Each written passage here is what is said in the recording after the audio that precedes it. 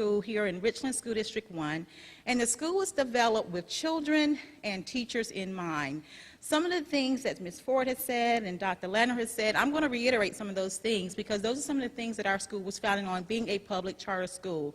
Parents came together, community leaders who wanted something different for their children, and so we had a grand conversation and came up with an idea of how we could offer this different option and choice for students in our community. We are a district-sponsored public charter school, so we are monitored by the district, but we have to follow state and federal laws like any other traditional public school, but we are innovative in our approach. How many of you, I'm going to date some of you, myself as well, remember Little House on the Prairie? All right. So if you remember the idea of Little House on the Prairie, and they had like the one-room red schoolhouse, that's pretty much the innovativeness of my school, where we have students who are in classes, multi-age classes. K-1 students are learning together, second and third grade students are learning together, fourth and fifth students are learning together, and we've added sixth grade after we've opened a year, and so now we have a sixth grade class. So one of the things that I really want us to look at and talk about today is why is Carolina School for Inquiry such an important option, an important choice, and schools like mine for our students? Well, because children learn differently, as Dr. Zace has mentioned so eloquently this morning, that not all children can get to sit and get, is what Marsha Tate calls it, just sitting there, and the teacher is the person with all the knowledge, and the students are just asked to regurgitate some of the learning. That may work for some children. It doesn't work for all children. So we need to make sure that we're differentiating the instruction and we're offering different options for our students. So one of the things that I wanted to share as I'm talking with you today is a little bit about what our school does and how it has impacted the charter school movement here in South Carolina. Again, it's like we have a multi-age setting. It goes back from the assembly line approach. Well, you're in kindergarten, you learn all of this. You're in first grade, you learn this. Second grade, you learn this. Well, what if that student knows more? So we teach them more, we push them more, we want to immerse them in all types of learning experiences. And yes, some of them may be, this is a test that you have to take because, again, we want our students to do well. We are held to the same regards as any other traditional public school. But how do we get there? One of the projects that one of my teachers engaged her students in was a house project. Students had to craft a house project. They did diagrams and they did all the measurements and had contractors come in and talk to them, and they had to construct this. This was an authentic way that my students were able to learn, and they were able to share that. We had this big tour homes where we had parents and community members come in, and they were able to share their learning because they actually did it. So that's one of the things that we do. We offer our students. We have high parental involvement in my school. Just this past Wednesday, we had a potluck dinner, or luncheon rather, where everyone brought in a meal, something that was important to them, something that their family valued. We also talk about funds of knowledge, and those things, when you're looking at curriculum and you're looking at kids and you're looking at learning, what is it that is important to students and their families? And Lewis Mould talks about experiences, relationships, language, and culture. And in our school, we accept anyone coming in, and we foster that, those differences. And so difference doesn't mean deficit. And so I think that's a lot of what we do at Carolina School for Inquiry when we are offering choices for our students. I want to share with you a letter written by one of my second grade students, and I think it's important to hear the voices of the children, and I have one from some parents as well to kind of show you how doing things a little bit differently and offering choice and options for our students, how that is very important. Carolina School for Inquiry is a special place to me. The teachers love you and your family. It is also easy to make friends. In class, you have your own jobs for one whole week. You can share your learning every Friday. You can also learn more. If you are sick, you can go to the nurse with a pass. A pass is for the nurse, the office, the girls' bathroom, the boys' bathroom. It also helps the teachers see if someone is missing. People are there for your problems, and every morning we sing songs. This is my second year at CSI, and I only have 4 more years left at CSI. Also, we have smart boards. Teachers are always there for you when you need help. This is our golden rule. People who don't know, do unto others as you would have others do unto you. Teachers treat me better than in my old school. The teachers are nice, Guess whose class I'm in? I'm in Mrs. Moss's class. Every day you learn more. I love CSI. This was written by a second grade student, and she's talking about, isn't that great? The importance of her school and why she loves it. Just a couple of weeks ago, I was able to sit at a round table with some other leaders in South Carolina, school leaders in traditional public schools and charter schools and private schools, and we were talking about some of the options in our schools, the options that we offer within our schools. And we talked about things from Montessori to single gender to more technology courses, but the main theme that came across, and I think it's really, really positive, is that we're all competing for students. And where we're all competing for students, who wins? The students. So we're all competing for students, because what I'm telling them as a school leader, I'm going to your school and your school and your school and your school, and I'm seeing what kind of things you're doing. I'm talking to parents, I'm talking to students, and I'm trying to see some of the things that are most important to them. That way that we're making sure that we are providing a service to our students and their families. And I have to keep that in the back of my mind, because that's really, really important to me, being a school leader, and to my students, that we are offering a service to students, and we're there to provide that service. We want high levels of student achievement, high levels of student engagement. I make sure that my teachers have the tools and the resources that they need. Professional development is very, very important. And it's just a collaborative effort. It's a collaborative effort. As a school leader, I don't have all the answers. I turn to the experts around me, my students, my parents, my teachers, and the community stakeholders who I work with every day. Another thing that I want to share with you is a note from a parent.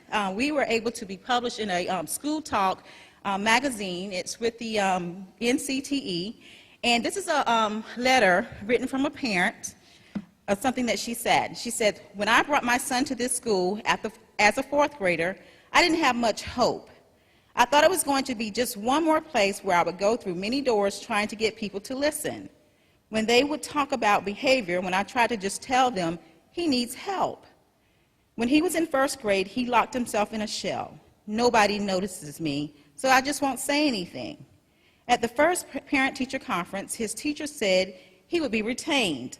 I wanted to say, you've already set my child up for failure. You haven't tried to see how far you can take him. By third grade, his confidence levels was so low, he did not care. He felt that whenever he tried, he failed. He didn't talk because he was afraid he'd be wrong and kids would tease him. He didn't want to go to school. I was so worried. I thought, you're just starting off. There's no way you could feel this badly already. You've still got middle school, high school, and hopefully college. But at this rate, we're going. As soon as you get a chance, you'll want to get out of school. Now his attitude has completely changed. He talks. He wants to find out more. He says, I can do this, and if I can't, I can ask for help. His brother feels the same way. I started spending time in school and found out what makes my boys so excited about learning. The teachers give them confidence. They tell them, you can do it, and they mean it. Sometimes teachers say that, but here the teachers actually explore with the kids. That's so different from just saying, I know the answer. I'm just going to give it to you anyway. The children ask me for help in the same way. When I'm in the classroom, they say, come on, Miss Karen, help us find out. My sons aren't the same boys I had a couple of months ago. Instead of asking to stay home, they wake me up to make sure that we get to school on time. I started to have hope again. I allowed myself to think they just might stay in school. Now they want to keep on learning. Colleagues and friends, it's stories like these that make me want to work harder and push harder for not just my students at Carolina School for Inquiry, but all students in the state of South Carolina. I assist teachers and people who are looking to open charter schools, in the traditional schools, because we're all fighting the same goal. We want to make sure that our students have high levels of student achievement and that they're learning, and they're learning differently, and that we're nurturing those things. So I encourage you be it charter schools or traditional schools, to make sure that you have options for your parents and for your students. But as a public charter school leader, I know that providing options for my parents, for my students, for my teachers, that has shown nothing but a great benefit for everyone. So thank you for your time today.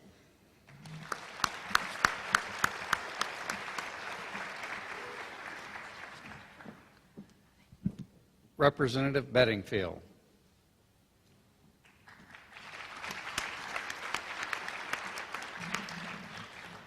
No PowerPoints from me. My wife told me before I left to come down here this morning that the best conversation had with a politician is a short one. So I am going to be very brief. I come before you today not as an educator, not as an elected official, but as a parent. I have 4 children, all of which who were public school educated, just as I. I have no vendetta against the public education system in this state and my county or anywhere else.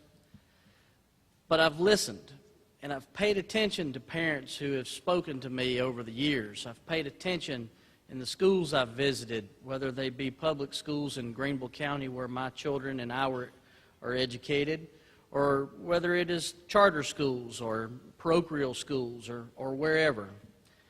And what I've heard in multitude is we want to be empowered to make more choices about our individual educational needs. It's not that they come to me because they're disgusted or feel deprived by certain things. It's just simply that one-size-all education does not work for every child. I have 3 boys and a girl. My 2 older sons are now out of high school, one still in college, one married with my first grandchild on the way. One child is a 7th grader in Greenville County, and my daughter is a 5th grader in Greenville County. They are all demonstratively different in the way they act and the way they learn. I have the good pleasure of having a wife and myself who are overly involved in some cases in our children's education. My 13-year-old son is not a child who goes to school every day and keeps up in the classroom and leaves school happy. He gets picked up by his mother in the afternoon. The first question is, what do we have for homework? He knows when he comes home, education doesn't stop.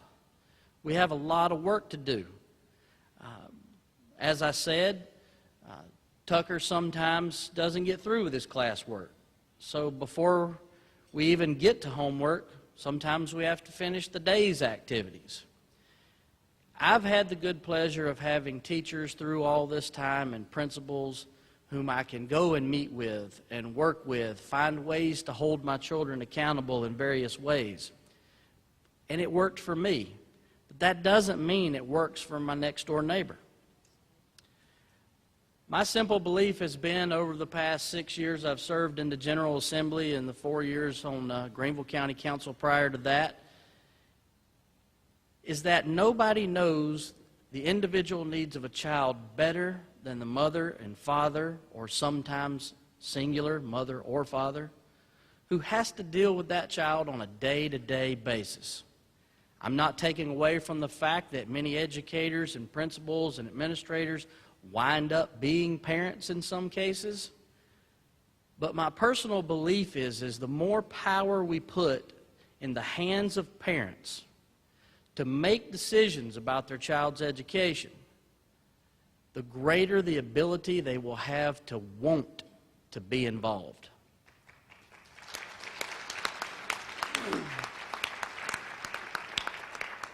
I've been a proponent of school choice the entire time I've been in the General Assembly. I'm not here today to brag about that. I'm just here to simply say it hasn't stigmatized me as a politician. There have been lots of slings and arrows thrown over the things that I have proposed in the past. And yes, I am a proponent of a larger school choice opportunity, a more universal choice. I'm not worried about the word voucher. I'm not worried about the word tax credit. I'm not worried about the word deduction. They don't damage me in any way. However, I can certainly see where over time we've proposed different types of legislation in the General Assembly here in this state that look very long-reaching in some ways. I can understand why folks who don't necessarily see things the same way I do may be offended by them. All I simply ask is times have changed. We are in a different place in South Carolina. What we have before us in South Carolina's General Assembly in the way of an educational choice bill today is much, much different than it has ever been in the past. It is much more focused on those children who receive free and reduced lunch or are on Medicare. It is much more focused on children who have special needs. What I know in this state, the schools that I have visited that focus on those things, that sometimes aren't traditional public schools, do a much better job than the one-size-fit-all type education that gets promulgated around the state through the public education system. It's not a knock. It's just simply to say they can't focus on those children as well as some other entities can. So today I ask you, please, if you're in this room, whether you completely agree with me or not about whether or not South Carolina should venture down the road of giving parents choices, open your mind. Take a longer look at the things that have been proposed before you this year. If you decide you agree, please get on the phone and call your senator. It happens to have made it through the House this time. I feel fortunate to have been a part of the movement for quite a long time. There was a question asked earlier today. Do we think South Carolina is going to go down the same path that Florida went down to make changes? I don't know the answer to that question. If what Florida has done is successful, why shouldn't we go down that road? If other states have gone down that road and been successful, why should we not look at their models? I think we've taken the time in South Carolina with the current legislation that's before us to look at the failures that all of those communities have had too. And we've put requirements in this piece of legislation that give us the ability to have more control, better monitoring. I'm thankful for having the opportunity to be here.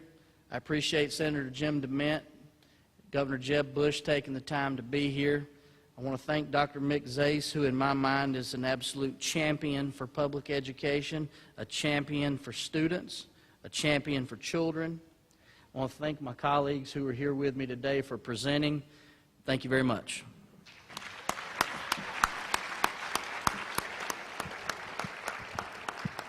Thank you, Representative. We do have a few questions for our panelists, and then we're going to take a short break before convening our final panel.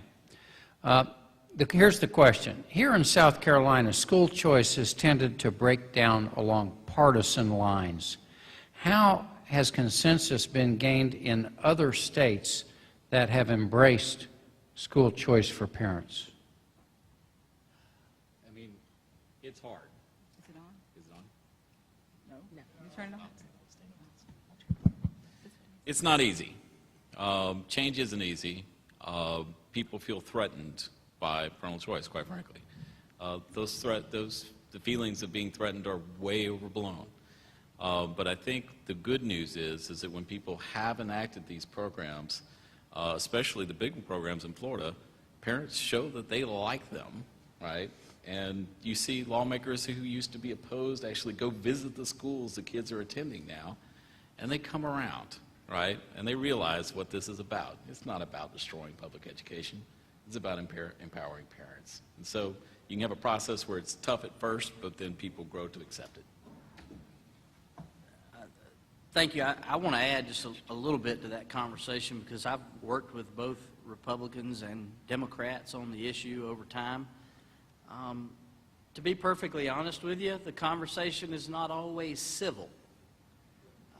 And that's the reason that we see some of the divide along party line. I'm very fortunate to have colleagues that I've worked with on both sides of the aisle. I see Representative Walt McLeod here with me today, and I'm very appreciative of the fact that he's here taking all of this in. Do he and I necessarily always agree? No. But it does make for pretty good government when we at least have a conversation. So what I would like to see personally is more conversations, less derogatory emails, bashing one side, bashing the other. Listen, public education has worked for me.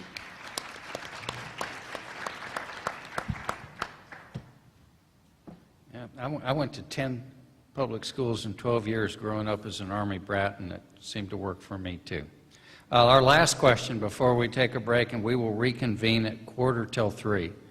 The question pertains to how do we get the parents in some low-income families where both parents are working or the one parent is working to get involved in the school?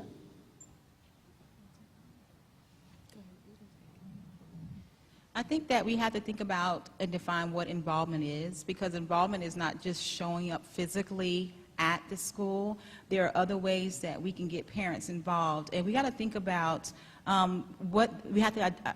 I think we have to define what that is, because there may be some parents who've had bad experience themselves when they were in school, and if they're not being communicated with by the teacher effectively.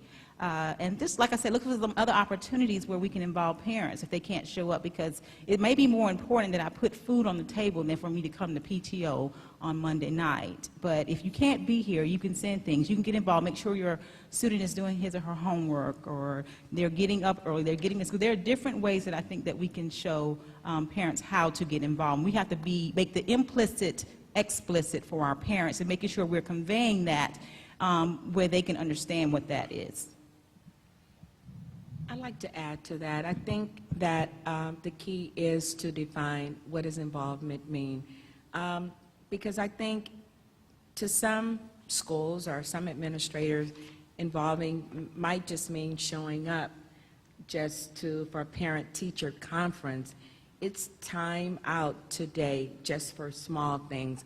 What does involvement mean? Give a parent some real involvement, and in some cases make it mandatory, because everyone cares about their child. And then once again, it's about empowering that person, and to empower some people, you have to educate them, teach them on why it's important to get involved at the school. One quick point. All the policy things that we've talked about in Florida encourage parental involvement, every single one of them. Grading schools A through F, that gets parents involved. Having third grade retention, when that parent starts to get that notification in first and second grade that they're not on track, and they start drawing up family literacy plans at home, that gets parents involved. Allowing parents to choose the best school for their child, that gets parents involved. If the people in Florida were to adopt Parent Trigger and allow parents to take over their schools, that gets parents involved, okay? Parent involvement is crucial, but what we have to understand is we can't just sit around and hope that it falls in our lap, right? We need to do the things that'll make it happen. Let's thank our panelists for their very insightful briefings and presentations. We will reconvene in 10 minutes for our final panel topic on the role of technology in education. Thank you.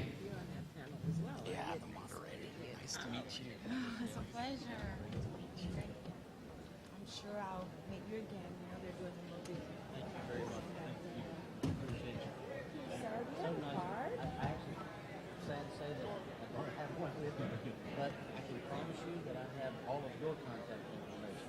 So I'll get in touch.